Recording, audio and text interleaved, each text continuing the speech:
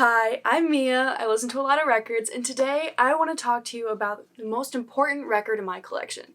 Please give a very warm welcome to the Talking Heads' fourth studio album, Remain in Light.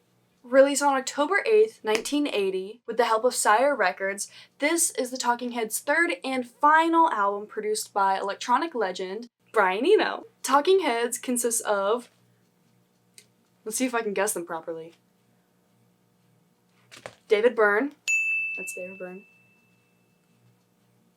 Chris France. Tina Weymouth. And Jerry Harrison. Got it. They were kind of famous for blending punk, funk, and Afrobeat. That'd be really funny if the third one rhymed. They did really help define that new wave sound, especially with speaking in tongues, this must be the place. Remain in Light was recorded in a couple different places. They started in the Bahamas, for why not, and then they moved to New York where they all lived. And one of the main takeaways from the recording process is that they used special looping techniques before computers could do it. So they were just kind of doing it themselves, which is really freaking cool to think about. The album art that is probably on your screen right now being panned, ooh, look at my camera work. I'm so talented. Was designed by Tibor Kalman. The Wikipedia described bad boy of graphic design, which is a total oxymoron. The album cover originally featured World War II bombers, but was then changed after the album's title switched from Melody Attack to Remain in Light. The final version that we know today with these red masks is inspired by literally Tina Weymouth's love of masks.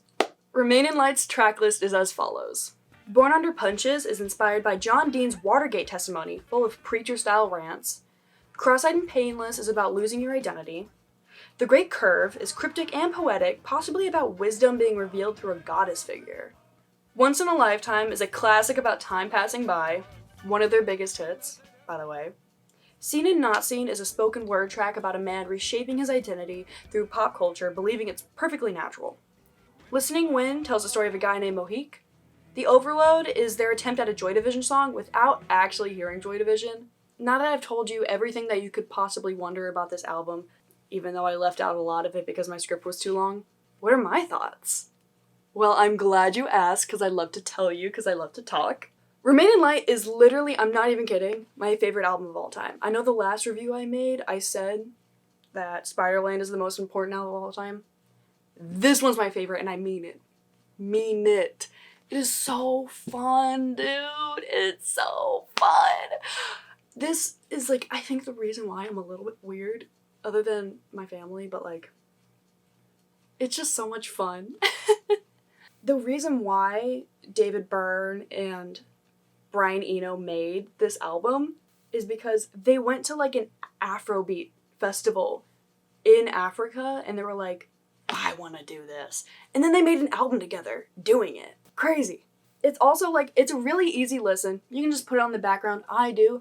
While I'm doing my makeup in the morning, I'm listening to it. But it's also a deep experience when you when you're really listening and being okay, what is the instrumentals? What are the lyrics? Talking Heads really push boundaries and surface new genres. And if you haven't listened to that, let's fix that. And if you don't want to do it for you, do it for me. Thank you for listening to me ramble. The link to this record on Spotify is in the description. Please, please, please go check it out. I'm begging you. Have a great night.